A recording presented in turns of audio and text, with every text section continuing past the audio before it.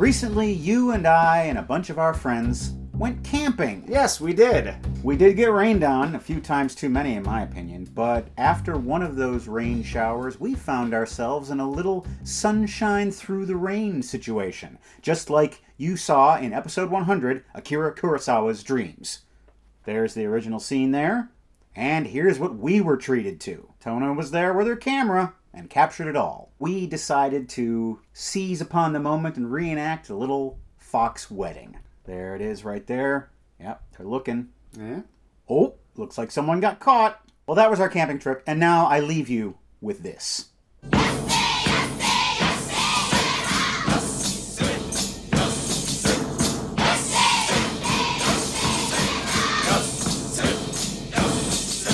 I've got a bunch of movies that I've never seen before. You don't know what they are. Every episode, I'm going to spring one on you. It might be good, it might be bad. We'll watch it and talk about it. Welcome to the basement. September was a busy month here in the basement. We had 3 episodes, and we had the theme of sex, drugs, and rock and roll. Today, we rock, and also we roll. It could be any rock and roll movie, but it's probably Elvis, but we'll find out. If she walks by, the menfolk get engrossed. If she winks an eye, the bread slice turn to toast. She's got a lot of what they call the most. She can't help it. The girl can't help it. Oh, yes! I knew he was trying to fool me with this back here. Though I would have liked to have seen Clam Bake. No, you wouldn't have, from what I understand. No. Released in 1956, TGCHI stars Jayne Mansfield. Yes. And I'll allow you to do the appropriate noise. It It also stars Tom Ewell, a dumpy schlub who for some reason got to kiss Marilyn Monroe in the 7-year itch, something that still burns me up. And welcome to the Basement alumnus and Big Sack of Dirt, your words, Edmund O'Brien. Directed by former Looney Tunes animator Frank Tashlin, this also features rock and roll legends such as Little Richard, Eddie Cochran, Fats Domino, Julie London, Gene Vincent, and the Platters. Nice. This film was undoubtedly an influence on the Richard Lester films of the mid-60s that star the Beatles. John Lennon and Paul McCartney were underage when this film came out, and they admitted to donning fake mustaches so they could get into the theater and see The Girl Can't Help It. They should have just put on a big overcoat and did the whole, get on my shoulders, we'll just be a real tall guy. Oh, I'd like 1 ticket. I'd like 2 tickets. No, 1 ticket. The Girl Can't Help It. After seeing this film, you might just develop some musical aspirations of your own. Well, I've gotten you a gift that will help you to rock out. Awesome. It's a kazoo. A metal kazoo. I'm going to enter Sandman with this thing. I've also never seen a Jayne Mansfield movie. No, me neither. So let's see what she's all about. I think we know what she's all about. The 2 things that she's all about. Her style and her grace? Her big blue eyes. Yes. Go immediately to the old leather couch, unless, of course, you can help it. Which we know you can't, because we're watching The Girl Can't Help It.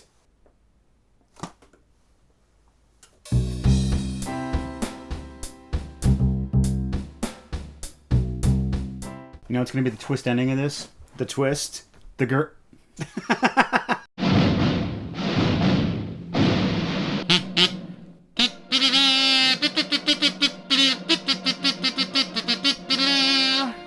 Tom Ewell, actor, comes out to introduce the film. He changes the dimensions of the screen. We have stagehands here who can move flats when I move my finger. He changes the look of the film. Gorgeous lifelike color by Deluxe. You warlock! And away we go. When she walks by, the men folks get engrossed. She can't help it, the girl can't help it. If she walks by, I don't really notice, 'cause I'm a gay man, a real live gay man. All those young couples dance to the rock and roll. They're probably thinking about causing crime. You know, you can also watch this opening to the Peanuts theme song. Tom Miller is a down-on-his-luck musical agent who's drinking himself into a stupor. He is called to Marty Murdoch's house, who's a big shot, ex-gangster. He's let in by a guy named Mousy. You know, Mousie's just a nickname. His full name is Mouseford P. Cheddarworth. Murdoch's got quite a setup, and he's watching some old movies. I wish that I could shimmy like my sister Kate. I think you're doing just fine. I love old movies at home. Like TV, except no commercials. He just invented cable.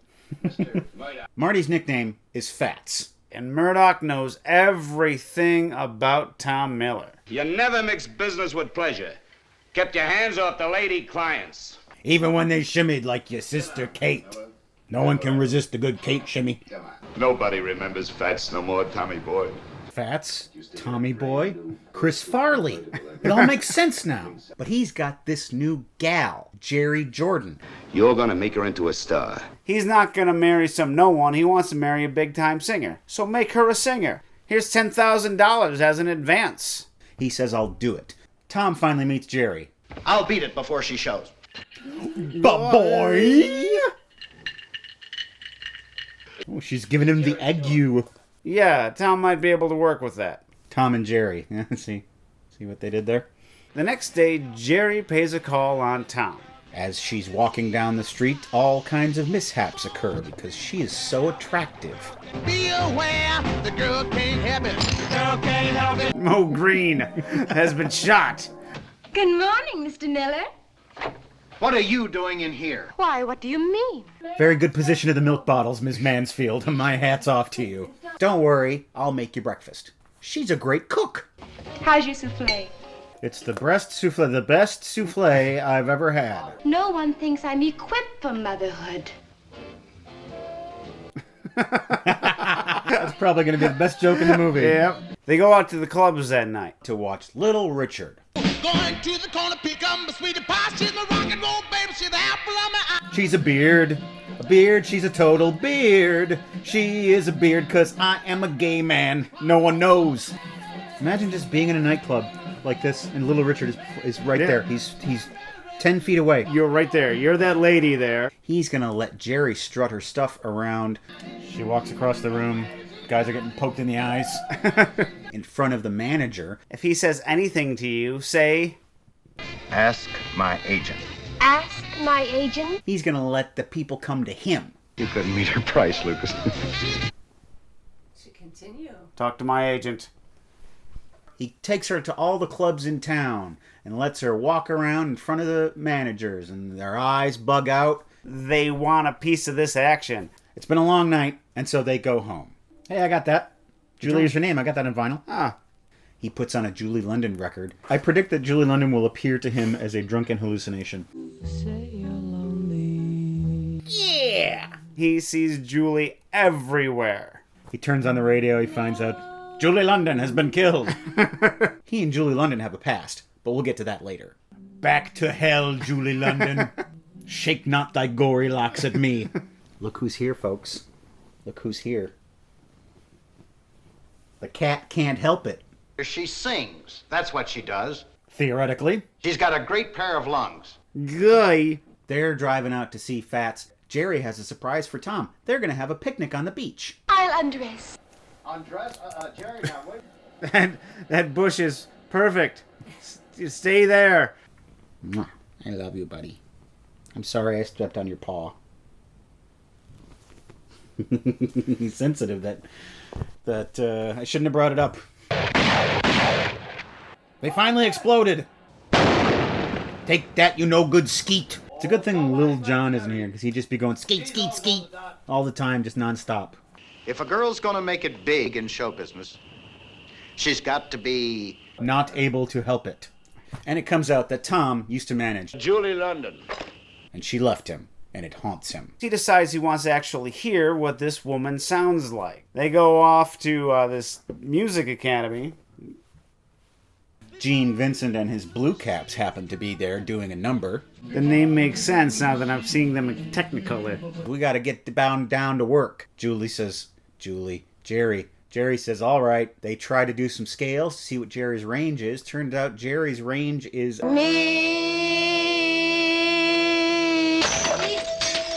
This is a disaster. She's breaking things with her voice. When she sings a note, the lamp bulb does explode. She can't sing it. The girl can't sing it.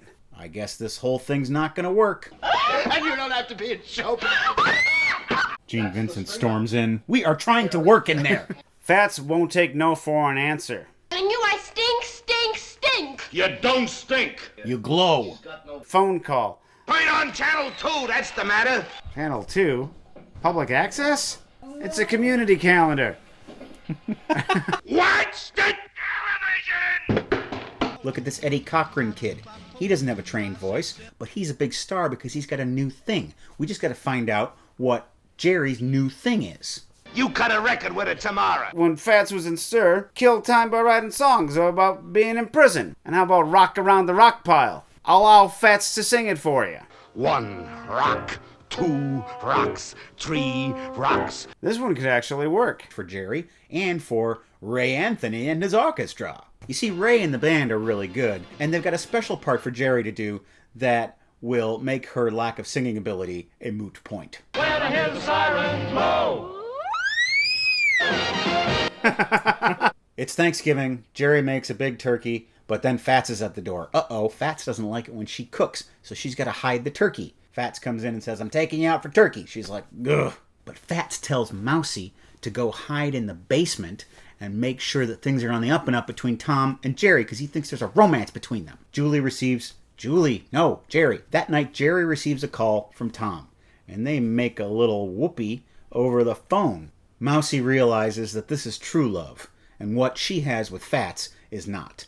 The next day, Mousy plays the tape for Fats, but he has edited out all the romance talk. Ooh, he's got a friend in Mousy. You got a friend in Mousy. You got a friend in Mousy.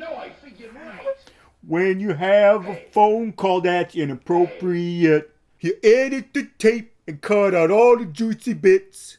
You got a friend in Mousy. How do they make it a hit? Well, they have to get it played on jukeboxes. Tom meets with Mr. Wheeler, who runs all the jukeboxes in town. He plays the record for Wheeler. I definitely want to sign it to a long-term contract. We have a whole series of Siren albums that we're putting out. And then he informs him. He's Fats Murdoch, if your memory isn't vague. Fats Murdoch? My memory's anything but vague, Mr. Miller. I grew up in a house full of lead paint, so my memory is excellent. Get out! Gave him the bum's rush. Fats and Wheeler were rivals back in the old slot machine days, and he still holds a grudge. Tom is all beat up. He's in Jerry's bed. She's feeding him soup. Fats bursts in and he's like, what's with the pajamas and the soup? She says, I'm just feeding him soup. Fats goes, what's with pajamas? Your pajamas? What, do I look like I wear striped pajamas? Who do you think I am, Robin Thicke? Have a big fat dirty mind, Mr. Murdoch. Oh, I have, huh? Who do you think I am, Prince? There's a whole to-do, and Fats ends up with a face full of soup. We can't get Wheeler to put the records in the jukeboxes. But Fats is still a gangster at heart. Fats and Mousy, they go around and they get rid of all the jukeboxes. They replace them with their own. Now you have to listen to my song. Simple as that. The song becomes a huge hit. Jerry and Tom go to the place where she's going to make her big onstage debut. It's a big show. Fats Domino, the platters. Julie's in her dressing room. She's very unhappy. There's kissing. Tom can't deal with the fact that he's in love with Jerry. They just have to go their separate ways. Julie goes on stage. She says, ladies and gentlemen, I'm changing the program here a little bit. Oh no, this isn't going to be good. Some of you girls out there may know how it feels to lose somebody. So here's a little song. I get warm inside. The what? She's been able to sing all along. I do have to say, I did not see this coming. Now that Fats has made Jerry a big star, he's starting to have second thoughts about marrying her. He's not that crazy about her after all, despite her amazing body and face and cooking ability. Mousy confides in him that she really is in love with Tom. Honest, Mousy. Good Mousy. Wonderful Mousy. Fats is like, that's great, he can have her. I don't get it either, folks. Fats arrives at the thing. Number 1, I just kissed your future wife. Number 2, I'm in love with her. You treat her right or I'll... Tommy boy! I'll be your best man! You're through being best man. Wheeler and his goons show up. Hey, Fats, get on stage. They won't shoot you in front of all these witnesses. Go on, sing your dumb song. 1 rock, 2 rocks. We prefer Ray Anthony. Suddenly, the Big Bopper looks like a genius.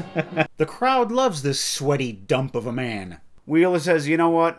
Bygones. Let's make some money. Because he's got talent. So Fats goes off to become a star, and Tom and Jerry go off to make babies. They all come out at the end to take a bow. A story about music and And tits. tits. Kind of a dumb ending, folks. Rock and roll. That girl sure can't help it. She can't help falling in love with Tom Ewell. I've given Tom Ewell quite a hard time tonight, but actually, he's pretty good. Is he? He's versatile. I could buy him being a charmer or a ladies' man. I can buy him being a hard-nosed business type person. I can buy him being a patsy. I can buy him being a drunk. He can do all these things pretty well. You can kind of like skim the surface of it, but there doesn't really seem to be any depth to it. I understand why he would be cast in the 7-Year Itch, because he's a man who's been married for years, and he's, wanting to get out. He's cast because he has to do comedy and he has to do romance, and he has to be competent at both things, and he is. But not super competent. But I'm sure there are people who are, yeah. They wouldn't get Cary Grant for this movie. Tom Ewell isn't as much of a schmo as I thought he was. I think he's more of a schmo than I thought he was. Well, we agree to disagree. But we do agree that Tom Ewell was indeed in this movie. Yeah, we do agree on that. There we go. We always have that. Well, from the charms of Tom Ewell, or lack thereof, according to you, we move on to the charms of Jayne Mansfield. Yes. What did you think? She was good, and I think she could have been better. I think she was... No. But your could-have-beens and should-have-beens. No, she was... I want to know how Jayne Mansfield would have played this part if there was no such person as Marilyn Monroe. Yeah. She was forced into playing a Monroe type with a breathy voice and everything. But there are things that she could do that Monroe couldn't. Such as? This is going to be controversial. The most famous scene of the movie, when she's walking down the street and melting and boiling everything in sight. I don't think Marilyn Monroe was sexy enough to pull off that scene. Oh, no. No, I'm not saying she wasn't sexy, but she wasn't that, volcanic sexy. Ba-doom, ba-boom, ba-boom, ba-boom. Yeah. Let's talk about the director, the former Looney Tunes animator Frank Tashlin. He really worked in a lot of cartoony elements, including little details like a guy named Mousy. Mm-hmm. Their names are Tom and Jerry. Another hallmark of cartoons is the characters talk directly to the audience. And I think that's the coolest thing. It's just a opening fanfare that says this movie is going to be modern. Yeah. And this movie is going to be cooler than TV. It's halfway between the opening of Fantasia and Duck-Amuck. I like how they play with rock and roll, but they don't make fun of it. Because whenever they have any of the rock singers on, it's solid. Fats Domino, look at this guy. He's amazing. You have Little Richard, like, whoa, what the hell is that? That's wow. But then when you have Fats sing Rock Around the Rock Pile, it's like, ooh, goo, goo. It's like Fred Flintstone up there doing a It's exactly like Fred Flintstone, yes. One thing that did disappoint me, though, about the musicians, is that none of them got to act. I was looking forward to some real, Blues Brothers, terrible musician acting, but we didn't get any of that. Fats. Right. What I think the most important aspect of this movie is the Technicolor. I'm not a big fan of Technicolor. I think it doesn't look realistic. It only really works in musicals. But how much footage do we have of Eddie Cochran singing in color? Sure, we have later live color footage of Fats Domino, Little Richard, and various other people, but we don't have them back when they were in their prime, when they were these prophets of this new music that was coming in. So it gives us something that nothing else was giving us at the time. And the Technicolor makes this movie look more like a cartoon. Oh, yeah. There's a gun put on the wall early in the movie that's never taken off. What's that? I grew up with 7 brothers. 7 ripped brothers. I was expecting the end of the movie, Tom to be cornered, and Jerry would be like, oh, my brothers are here, they'll save you, and they'd just come in and be like, me, crush. I bet when this movie had its big Hollywood premiere, Grauman's Chinese Theater or whatever, at the end, when he says, I'll see you outside in the lobby when you leave. I'll sing anything you want. I bet Edmund O'Brien was there in the lobby in the tuxedo. Just singing that dumb song. Right. He said to sing whatever you want. So maybe he was taking requests. Sing Nessun Dorma. Final thoughts on the girl who cannot help it. I'm very hot right now. You know why? Why? Jayne Mansfield. I hear that. The girl can't help it. We watched it. If you haven't seen it, check it out. For the musical performances alone. Hey there, why don't you strut your stuff down the street over to our website, welcome to thebasementshow.com. It's got all of the episodes that we've ever made, and it's got a PayPal donation button. You can donate a few dollars to support our show, if you feel our show warrants such support. You can make a one-time donation or a rolling monthly donation. Pay a little bit every month, just like Ann, Michael, Graham, Corey, and Lewis, among many others. Thank you, guys. And if you want to find out who the rest of our donors are and to find out the contents of our mailbag, people send us things in the post. You can watch Unboxing, which comes out this Friday. It's a satellite show of Welcome to the Basement. It is the moon to the planet Earth that is this show. And now it's time for Scenic, you bum. Molly Cohen writes, I'm willing to bet y'all have seen A Fish Called Wanda. Absolutely hilarious 1988 heist movie featuring young hot Jamie Lee Curtis, Kevin Kline, John Cleese, and Michael Palin as a stuttering assassin. But don't worry, even if you don't pick it, I won't call you stupid. Seen it. I don't know how many times I watched this in high school. I've seen it at least 15 times. Yeah, it got Kevin Kline his Oscar. It's an Oscar for doing a comedy, and he deserved it. Absolutely. It is such a powerhouse performance, but he doesn't overpower everyone else. It's a great reteaming of John Cleese and Michael Palin that really doesn't evoke Monty Python that much. Morning Bunyan writes, I recommend that you guys watch Sling Blade by Billy Thornton. Good old Billy Thornton. William Thornton. I think it's his personal masterpiece, a really dark and emotional film, and Billy Bob really immersed himself into the character. Yep, I've seen that movie. Oh, no, you haven't, Oprah. Is that from 30 Rock? Yeah. He really does dig in deep because it's something that was his project that he'd been working on for years. Started out as a stage show. It was a short film with Molly Ringwald. So he developed it into a movie and was allowed to write and direct it. And then everyone knew his name. Also, Jim Jarmusch is in this movie. He plays a guy at like the French fried tater stand. Oh, yeah. It's a really strong Southern Gothic drama with a lot of fun comic bits in it. Tom Hunt writes, yeah, probably seen it, but what about Do the Right Thing? I've seen it. And why are there no brothers on this wall?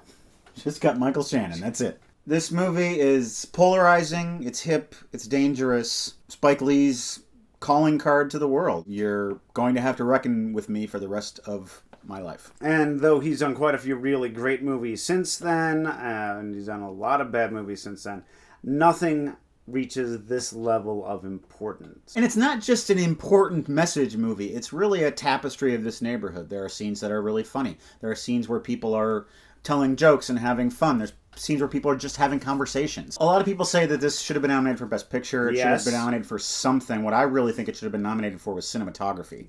The shot composition, the stuff they do with colors and with light and shadow is just brilliant. Stupid non-moving cartoon writes, have you guys seen Michelangelo Antonione's L'Avventura? If so, I'd like to hear your take on it. Seen it. It's a tough movie to get into because it's so slow. As soon as they get to the island and the woman disappears, it becomes really exciting for a little while. But then it just slows down to... develops a very languid pace. Yes. To me, this movie has the feel of a horror movie. You expect this disappeared woman to just reappear like some sort of zombie or ghost. There's even a shot where someone's in the bathroom with the mirror. And then they close the mirror and you expect to see her there with, seaweed in her hair and whatever. It's about a disappearing girl. L'Avventura in Italian means the adventure and also means the fling. And so I don't think the movie is about the disappearing girl. It's just a plot point. It's what brings this couple together on this fling of theirs. And the mirrors in the movie I think are very important. I want to go back and watch the movie because I realized around 3/4 of the way through that whenever Carla Bruni walks by, and Carla Bruni, who's so beautiful, whenever Carla Bruni goes by a mirror, she'll look and touch herself up. Sure. It always feels as though she's being watched. Carla Bruni, she's shortlisted if I find the time machine. For? L'Avventura. You should be so lucky. That's Seen It. And that's our show. We watched The Girl Can't Help It. We rocked and rolled for the rock and roll portion of Sex, Drugs, and Rock and Roll. And now September is concluded. And we move into October, the month of scary movies. We hope you'll join us then. What horror movie do you think we'll watch? Tune in and find out. Good night.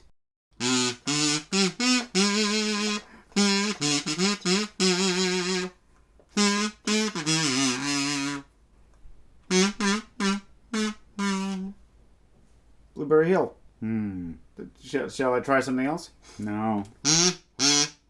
Give me that back. No, it's mine now. Just bring us some beer. These cops are the beer fiends. Boy, ain't she a hummy? A hummy? You notice how flustered she was? How hot mustard she was? Say, I know a fella that can put you in a show right away. It's called Frumpy Gals of 1935.